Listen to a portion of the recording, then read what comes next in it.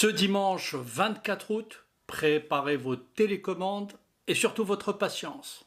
Préparez aussi vos mouchoirs pour un grand moment d'émotion télévisuelle. Abdelmadjid Tebboune, le président algérien, fera son grand retour à la télé nationale algérienne. Une apparition savamment mise en scène par la présidence pour rassurer le petit peuple gagné par l'inquiétude et le désarroi.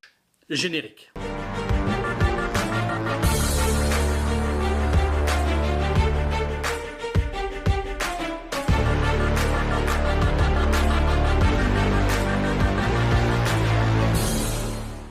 Bonjour à tous. À Alger, comme toujours, la propagande officielle préfère l'embrouille à la vérité.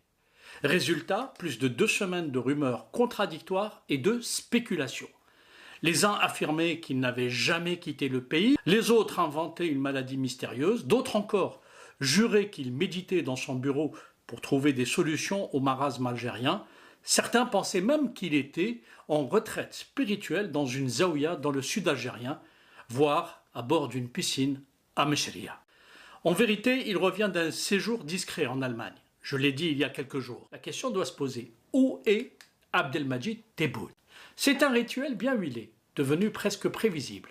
À chaque frémissement de tension, à chaque appel populaire à la révolte, Abdelmadjid Tebboune disparaît. Il se tait, se terre, se planque, comme s'il considérait que l'exercice du pouvoir est avant tout un sport d'évitement. Au mois d'août, alors que la colère sociale monte, que la situation devient inflammable, le chef de l'État trouvait refuge, non pas à Al-Mouradia, la présidence de la République, mais d'abord à Bousfel, à l'ouest du pays, discrètement à l'abri des regards, tout près d'une base militaire. Allez savoir pourquoi.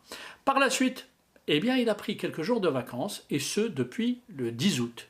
Et je vous l'annonce, le voilà une fois de plus en visite privée, en Allemagne.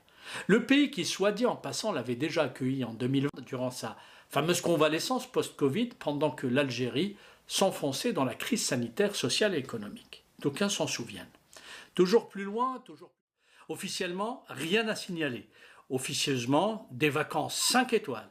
Et pendant que le peuple compte ses dinars au marché et que les haragas comptent leurs chances en mer, le président algérien, lui, comptait les étoiles d'un hôtel bavarois et buvait de l'eau pétillante pour accompagner ses petits whisky, pendant que de pauvres malheureux se noyaient dans les eaux usées de Oued el-Harrach. Bref, chacun y allait de sa version, comme dans une soirée de caisse-caisse où tout le monde raconte des histoires.